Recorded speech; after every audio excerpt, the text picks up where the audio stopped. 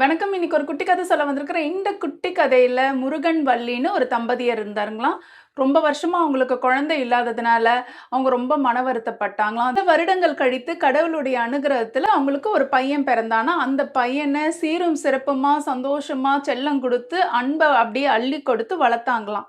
வளர வளர இந்த பையன் தன்னுடைய தகப்பன், தாய் பேச்ச கேட்கிறதே கிடையாதாம். அவனுக்கு என்ன தோணுதோ செய்ய ஆரம்பிச்சுட்டானாம். ஏன்னா ஒரே பையன் இல்லைங்களா? அதனால. மாதிரி இந்த பையன் நடந்துக்கிற நேரத்துல வள்ளிக்கும், முருகனுக்கும் ரொம்ப மன கஷ்டமாச்சாம். சரி இந்த பையன் வளர்ந்து வாலிபன் ஆயிட்டானா, அப்ப கூட இவன் திருந்தவே இல்லையாம். உடனே வள்ளி என்ன யோசனை முருகன் கிட்ட சொன்னாங்கன்னா, இவனுக்கு கல்யாணம் பண்ணி வச்சா இவன் திருந்திருவான்னு சொல்லிட்டு இவனுக்கு கல்யாணம் பண்ணி வச்சாங்களாம். கல்யாணம் பண்ணி வச்ச உடனே இந்த வாலிபன் முழுசா மாறிட்டானா, மனைவி சொல்லே மந்திரம் அந்த மாதிரி.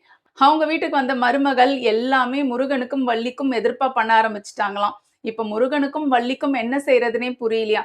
ஒரு வாலிபன் வழக்கமா ஒரு விஷயத்த செய்வானாம். அவங்க வீட்டுக்கு பக்கத்துல இருக்கிற பழங்கால சிவன் கோயிலுக்கு போய் எல்லா சேவையும் செய்வானாம். அந்த இடத்த பெருக்குறது, சுத்தம் பண்றது, அத்தனையுமே பண்ணுவானாம். தன்னால முடிஞ்ச அத்தன பணத்தையும் கொடுத்து அந்த கோயில் கட்டுறதுக்கு உதவுவானாம்.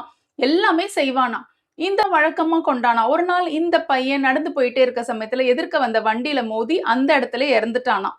வள்ளிக்கும், முருகனுக்கும் ஒண்ணுமே புரியலையாம். ஒத்த புள்ள போயிடுச்சேன்னு ஒரு துக்கத்துல இருந்தாங்களாம்.